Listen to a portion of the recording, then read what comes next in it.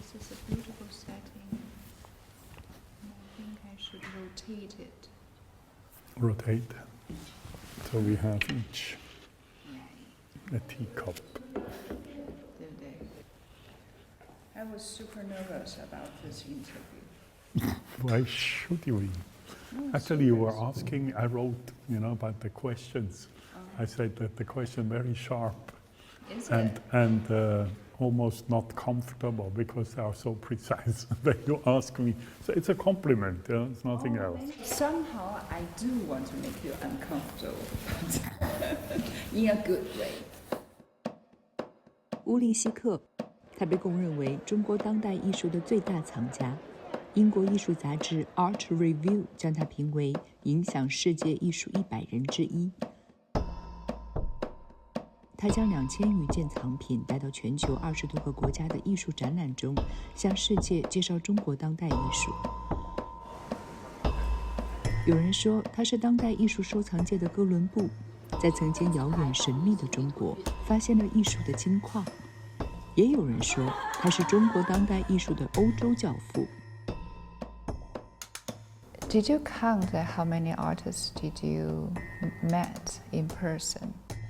That I didn't, but more than 1,000, maybe somewhere between 1,000 and 2,000 artists in China. Actually, I have worked by 500 Chinese artists, but my donation to M+ is about 350 artists. 希克与中国的缘分可以追溯到改革开放初期。1979年，作为一名外资商人，他促成了中国第一家工业合资企业的成立。1995年至1998年，担任瑞士驻中国大使。之后，他还担任北京奥运会鸟巢的设计方顾问、中国发展银行咨询委员等公职。商人、中外使者、当代艺术藏家，希克在3种中国生活里切换自如。Why do you think you are the person who can collect the Chinese contemporary art systematically? 他曾说过，希望能够建立中国当代艺术的完整体系，也希望他的藏品能够像一面镜子，照见一段记忆和历史。名人面对面，我与世界。对话收藏家乌利希克，他乡的镜子。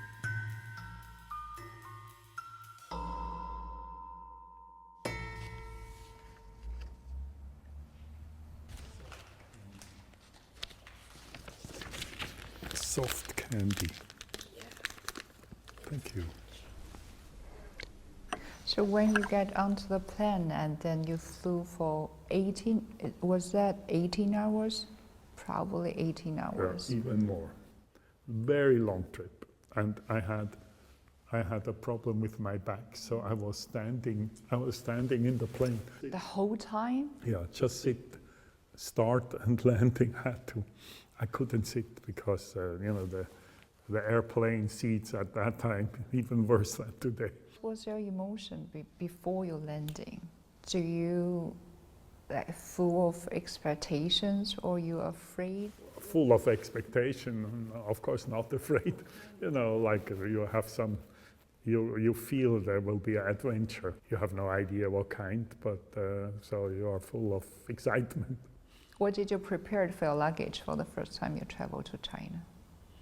Well, it was like late summer, my first trip, and of course I knew it would be hot. So plus I had a big chocolate. Oh, the Swiss chocolate! I had a big Swiss chocolate. I thought in case I starve in China, but actually the chocolate was eaten by a rat in my room rather than by me.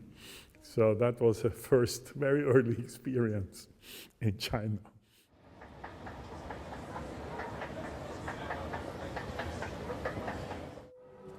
1979年，中国实行改革开放后的第1年，当时希克已经是世界第2大电梯公司瑞士迅达公司的副总裁。他作为谈判代表来到中国，促成了新中国第1家工业合资企业中国迅达电梯有限公司的成立。希克记得，中方永远有25人以上的代表团，会议上，大家自由探讨和抽烟，回忆里充斥着朦胧的烟雾。那一年，对于30岁的新中国和30出头的希克来说，一切都是新的、未知的。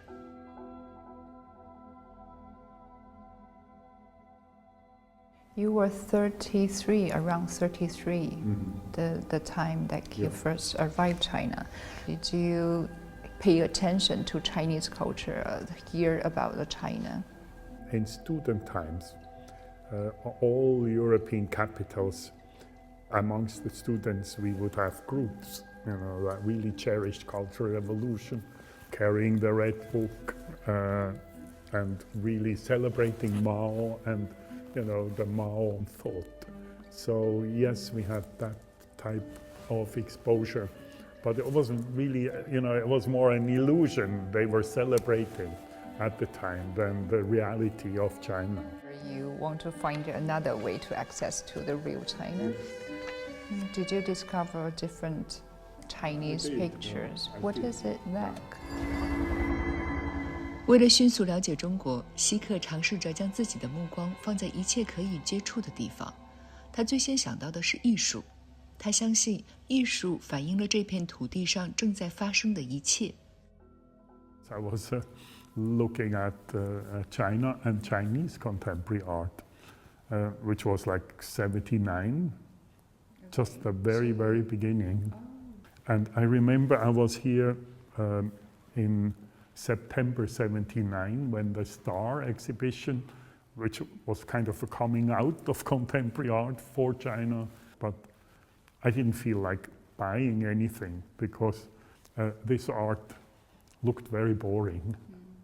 It looked derivative from Western art. So only in the 90s, when I saw the artists had found to their own language, it was no longer derivative of art from anywhere else, then it got actually quite exciting for me. When I saw, after looking at the works and deciding to buy a few works, no one was collecting Chinese contemporary art, except maybe in a random way, but very few people. So that seemed very odd to me. In the biggest cultural space in the world, no one paid attention in a systematic way to what the contemporary artists were contributing to Chinese contemporary culture. So I thought, well, someone has to put this together. I went to all the venues. The venues of contemporary art then were more or less in the underground. They happened without much notice. One artist would bring me to another artist, and so the circle would become ever bigger.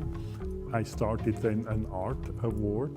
Then no internet yet, not many books, no catalog, so you had to go out, find the artists, find the works, see them. Not many people could do that. Why you? Why do you have the responsibilities? It's not a responsibility, it was a self-imposed mission. Really, no one did it. So I thought, how could that be? In this biggest cultural space that no one pays attention. What will your children say? What did our artists do in the 80s, 90s? But there is no place to go to where you can see the storyline of contemporary art in China. So I thought, okay, then I do it. I really want to. How could I gather, like 2,500 works from so many artists? It's so many negotiations. You have to look at a lot of, shall we say, not interesting works. Since I can never sleep, I have a long day. It's just my passion. It's not my profession. I was rowing, for instance, as a sport. That's a very tough sport. Already after a minute, you have no oxygen left. Already you are in a tunnel. You have to fight yourself. So that's what I meant. I'm used to suffer to get somewhere, if it has to be. Somehow involved of taking risk. I'm a risk taker, your assessment is right. I would force myself to take a risk. If I would see a 50-50 chance, I would make it a principle to go and do it. It's all about the balance. We're off. Wow. Ooh, the wind. 1998年，希克创立中国当代艺术大奖。1999年，经由他的介绍，20位中国艺术家得以参加西方的顶尖策展人策划的威尼斯双年展，这成为中国当代艺术迈向国际舞台的重要分水岭。06年，瑞士伯尔尼美术馆展出的乌利希克收藏展《麻将》引起了前所未有的轰动。欧洲艺术界将此展视为西方认识中国当代艺术的圣经。很多当年默默无闻的艺术家已经成为炙手可热的明星，一个中国当代艺术的幻梦逐渐变成现实。It's not the essential things to do in your life. Yeah, well, that's maybe the question, you know. Is it really not essential? It's not just, you know, that no one else did it. It's also my intent to research about China. My ultimate study object is China. Business, you know, I really learned the hard way, forming the first foreign investment in China. Through diplomacy, policy, another way. And then the third way is through contemporary art. I think that the combination of these three axes gives me a very different view of what China is. So, which just make it my real deep passion. What attracts you to want to know more about China?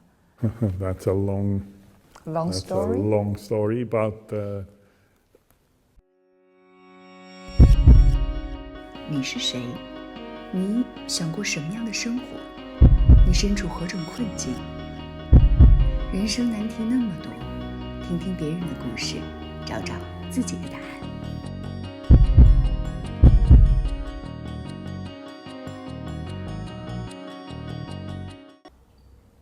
Oh yeah, I heard that you don't really used to the tea when you first arrived China because you want coffee, but everywhere is tea. that's true. What's the image popped in your head when you heard about China? Maybe some carnival figure. What is carnival? Carnival is a kind of holiday.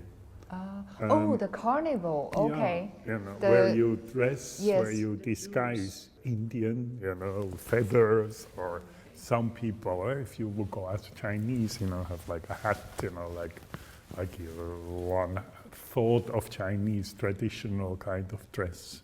But the first time really, thinking about China or seeing, feeling was really that Chinese restaurant in Lucerne, where I grew up, a Chinese general, Kuomintang general from Taiwan.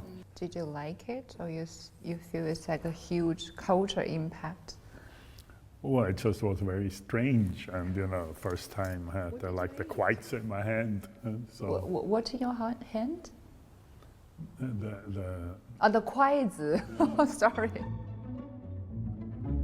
乌利希克1946年生于瑞士琉森，14岁，希克便在划船这项运动中磨练意志，曾加入瑞士国家队。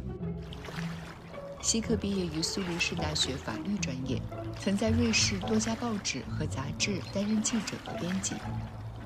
1977年，他加入瑞士迅达集团，作为驻华代表来到中国，并于1995年至1998年担任瑞士驻中国、朝鲜、蒙古大使。Interesting. Then how do you define yourself? Because you have so many. In Chinese word is 斜杠青年. You have so many slashes, like art collectors, businessmen, and etc. So what do you see yourself? And you want to be like a bridge? I don't see myself wanting to be a bridge, if I may correct you. I see myself more, I preserve. Art is part of the public memory, maybe an important part. All I do is try to preserve this for the Chinese people. Of course, I'm happy if the Western people show Chinese art. In that way, yes, I'm a bridge. That's not my role, I think. 莫恩湖古堡是瑞士境内最美的建筑之一，一座很梦幻的17世纪古堡庄园。这里便是希克的家。从室外草坪、顶层阁楼到卫生间的踏脚线，曾塞满了希克从70年代开始收藏的2000余件中国当代艺术品。在中国当代艺术的价值还没有浮现的时候，他开始不断地走访和收集，并整理出一套中国当代艺术第一手的文献。What's the image did you get through the access of the collecting the Chinese contemporary art for China? Well, that of course gave me a more broad horizon, but maybe just as much through the encounters with the artists as through the art itself. Actually, the encounter with the artists was very important for me, as a learning exercise. Not necessarily so much about art, but about Chinese life. Just, a very different group of people living under very different circumstances than the factory workers I had met, or say the politicians or the cadres in my factories I had met. I was wondering and so curious about how can you survive as a foreigner? What's your quality? What's your secrets? It's not a secret. It's actually very simple. I listen, and maybe that's a big issue for most foreign people and some Chinese people now. They may think they already know everything. So I think the secret is listening, and sometimes it's only the last drop, of a conversation, of whatever communication that will provide you, the real essence. So I do that, but it requires a lot of discipline. Sometimes you would want to interrupt and say, "Oh, why do I have to hear all this?" But so I think very simple recipe, which really helped me.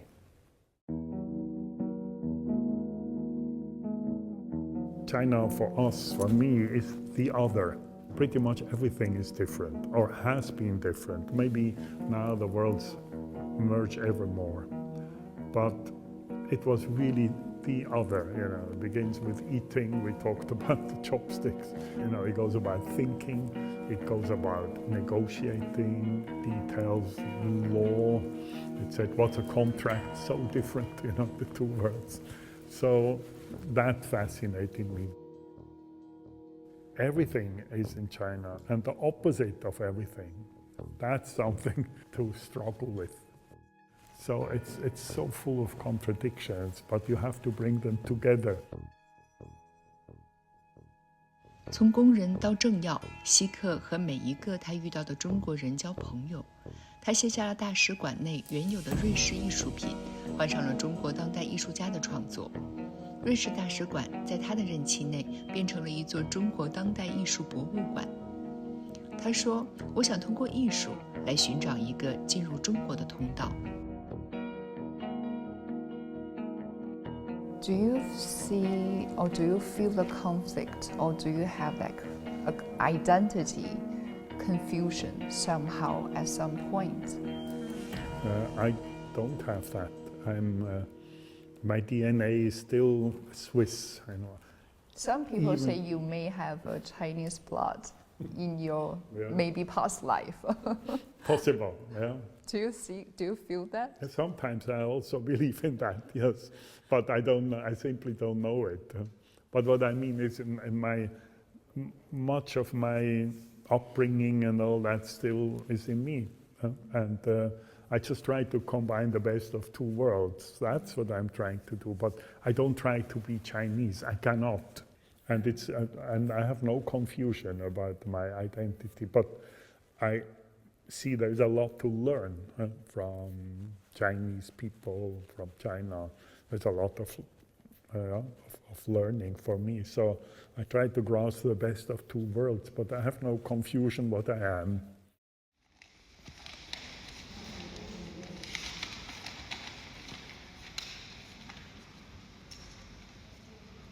距离希克第一次听到“中国”这个词语，半个世纪过去了。2012年6月12日，希克宣布将他的1400多件藏品捐赠给香港视觉艺术博物馆 M+。根据部分捐赠、部分收购的协议 ，M+ 向希克以远远低于市场价的协议收购了他个人收藏的47件中国当代艺术精品。这批出自350位艺术家之手，包括张小刚、岳敏君、方力钧、黄永平等现已公认的当代艺术大家。据业内人士预估，总价值超过10亿元人民币。When do you feel you are ready and it's a time to donate your collections? How the whole thing happened? I, of course, grow older and older and older, so I have to find a solution at some point. And I had always known from the very beginning I want to give it, to China. But I didn't know when and how and where. But around the year like 2009 or 10, several cities like Shanghai, Beijing, and Hong Kong later, and others had big museums on their drawing boards. Did they approach you or you consider to donate? I wanted to donate. So in many interviews in Chinese media, I said, I want to give my collection to China. But no one responded. Very odd first. No one responded. The people asked, why don't you build a museum? I said, this is not about me, not about my museum. I think the public museum is the public memory of a nation. What's that feeling to give away your collections? Do you feel hollow inside of yourself, or it's like enlightenment? I don't know. What's that feeling? Yeah.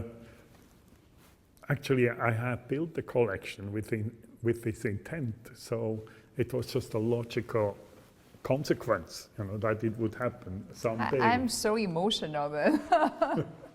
All right. Actually, my wife was, for her, much more difficult. She said, why did you give this? Why did you give that? Right. So how did you convince her? Like, I should. This is my mission, or how? I said, I cannot keep the best works to myself. It's for the artists, I mean, they, it's about them. So I should give the best works.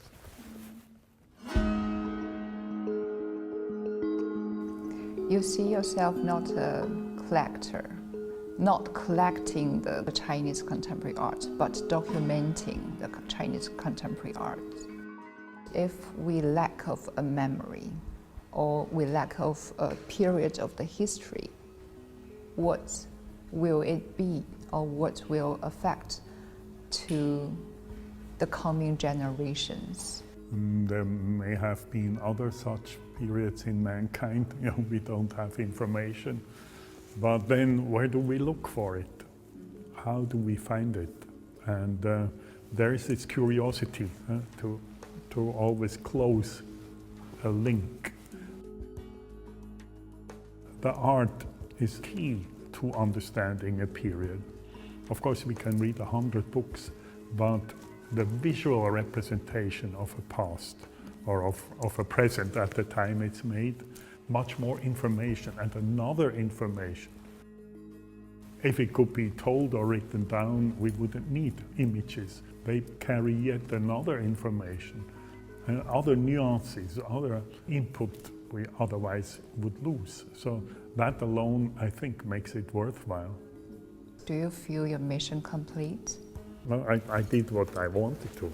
I still think that the Chinese art must be in China, and so the Chinese people can see their own art, which they don't really know. So, that has been achieved sooner or later.